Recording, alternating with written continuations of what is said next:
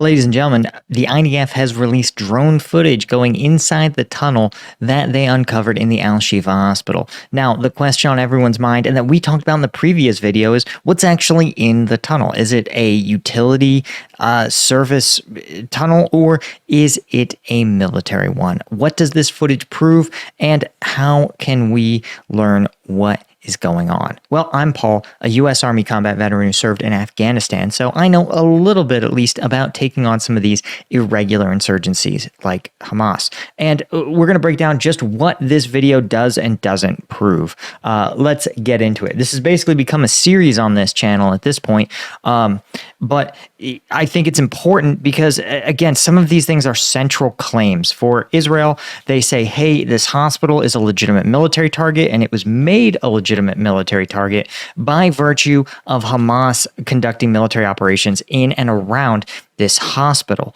Hamas in turn says, hey, the hospital was never a legitimate military target. This is civilian infrastructure that the IDF targeted as a way to punish Palestinians and as a sort of retribution for civilians killed in October 7th. And so both sides are trying to get their message out there.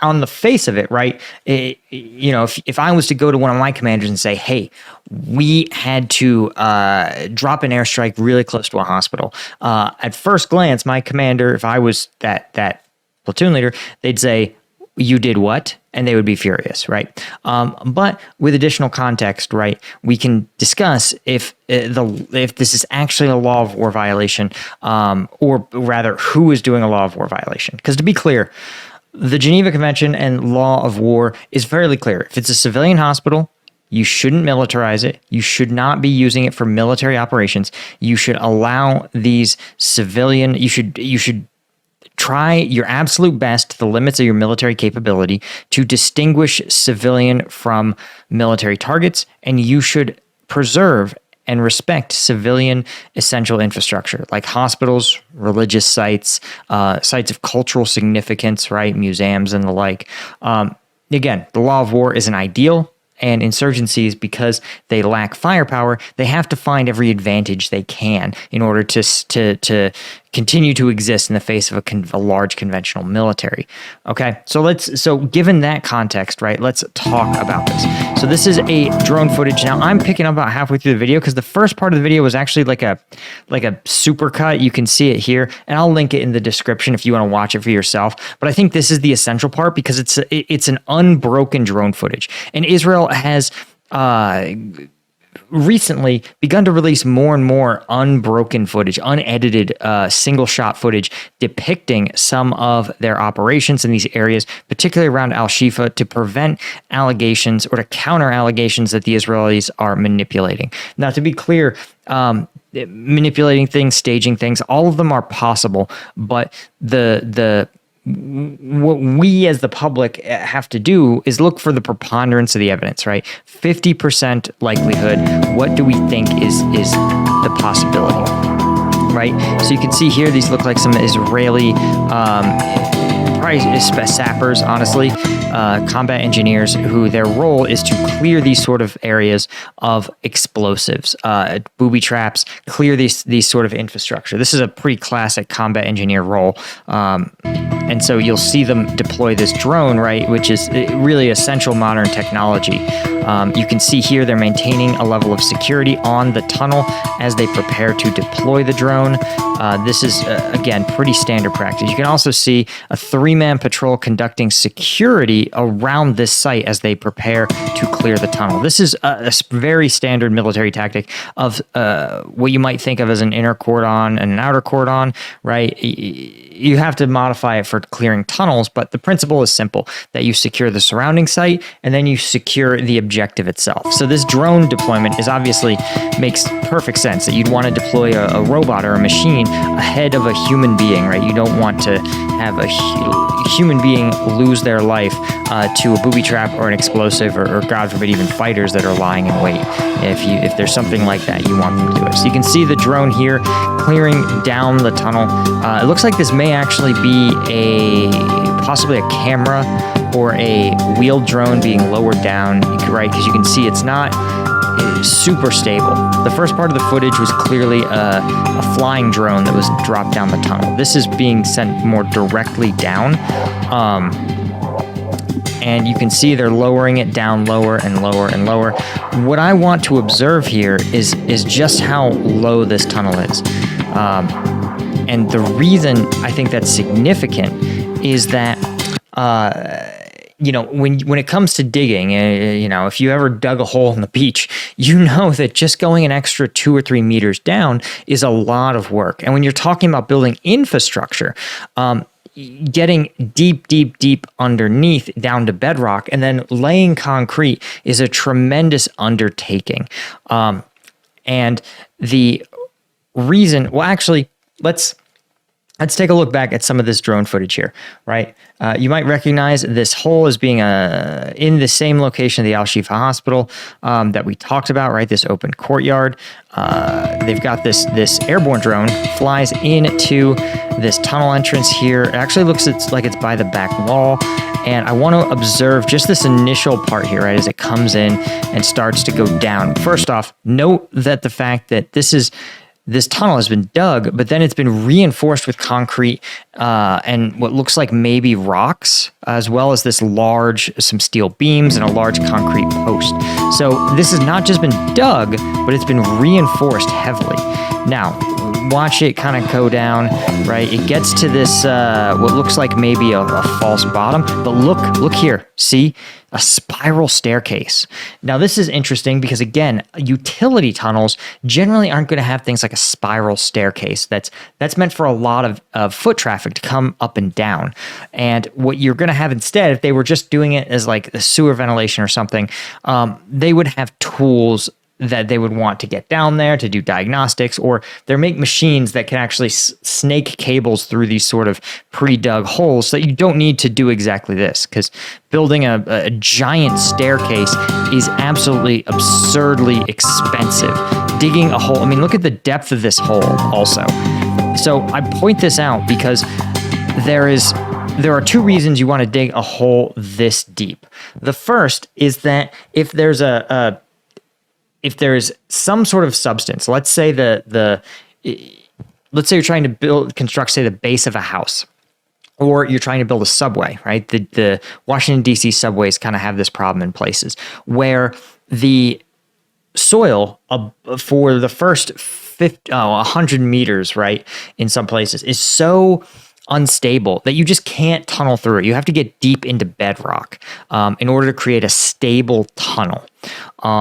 And so there's some DC metro stations where you have to go down, almost this deep. And again, the tactical reasoning wasn't at first.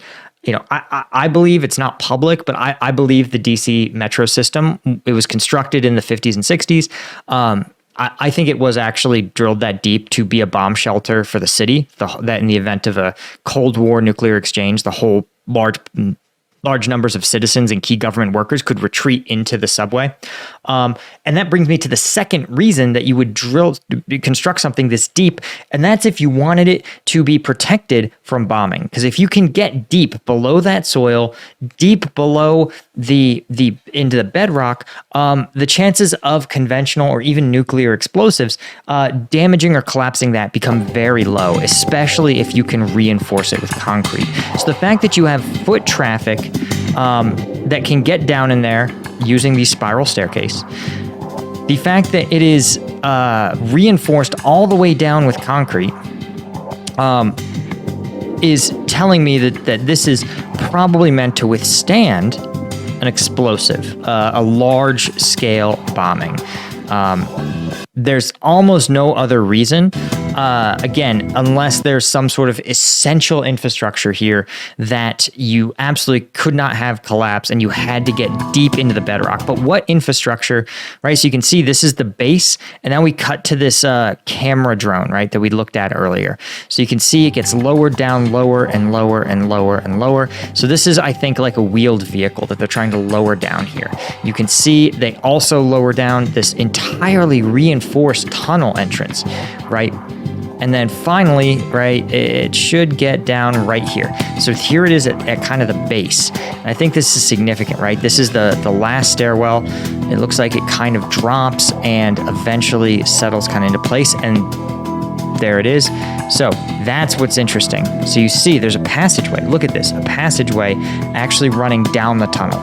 Look at the size of this tunnel. So here's the other thing, guys. Look what there isn't. There's no pipes. There's no sewers. There's one cable running through. There is absolutely, and again, I'm not here to sit there and be like, Israel's justified in everything they've done in this conflict. I don't have a dog in this fight. But you should understand that there is, as far as I can tell, no military reason, or no civilian reason to construct something like this. None. It's not a bomb shelter, right? But why would you put the entrance? If you wanted the hospital to have a bomb shelter, you would put the entrance to it at or near the hospital. You would also ensure, for example, could you get a stretcher down those spiral staircases? Not really, no. So like, why would you? So it can't be just a bomb shelter for the hospital, right? For doctors to take sick patients, you would need to have a way to get sick people down a spiral staircase. The only thing it makes sense for is for very able-bodied people to come down here and be protected from a large explosion overhead. Now, there's no infrastructure here. There's no cables, no sewage lines, just literally one maybe thin cable. It's not even clear that that's what this is. Yeah, it looks like there's, again, two sets of cables maybe running along here. But this is conducive to a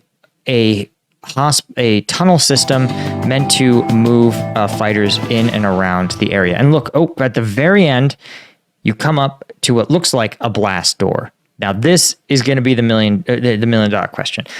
What I'll say is this is increasing evidence that Hamas was using a tunnel network under or near the hospital for some sort of military operation. What's on the other side of this tunnel door will tell us if it's really a headquarters.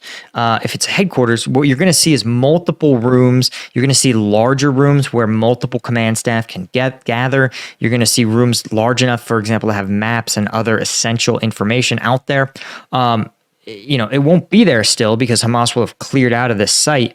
But I think the evidence of this video, to me, makes it 50% or more likely that Hamas did use this tunnel network at the hospital for military purposes. Again, it is a 10 out of 10 military bomb shelter in terms of its construction. It's excellent.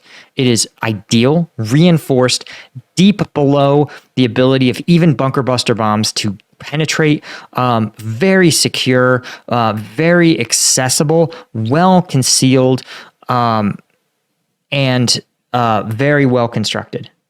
And if it's anything else, it literally is absolutely preposterously, it's stupidly over-engineered or makes absolutely no sense. It doesn't make any sense as a bomb shelter, doesn't make any sense as a utility line. So again, is this my way of saying everything Israel does is justified? No. Is this my way of saying that this feels, looks, and appears to be a evidence that Hamas was using this hospital for military purposes? Yeah, I would say so. I would say so. Anyway, guys, that's all I had. Of course, if you are interested in supporting the channel, sponsors absolutely don't want to touch combat analysis, even if you are as neutral as I try to be. So you can support me at combatvetnews.com. This is my website that functions as Patreon. Every Tuesday and Thursday, I take the most viral combat videos, uncensored, and I do a deep dive analysis. As deep as this analysis was, that's how hard I go into the members-only content. You can become a member. Any one of these tiers will get you access. And of course, as always, I have a huge thank you to the higher tier members that help me out and support the channel. Thank you to our Colonel tier members, all of our Lieutenant tier members, and all the members. And hit like and subscribe on this video. Tell the YouTube algorithm that I'm making good content. Thanks again. See ya. Cheers.